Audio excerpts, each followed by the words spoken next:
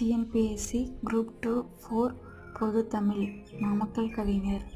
இயற்பெயர் ராமலிங்கம் பிள்ளை. பெற்றோர் வெங்கடராம பிள்ளை, அம்மணி அம்மாள். 8வது மகன். ஊர் நாமக்கல் மாவட்டம் மோகனூர். காலம் 19/10/1888, 24/8/1972.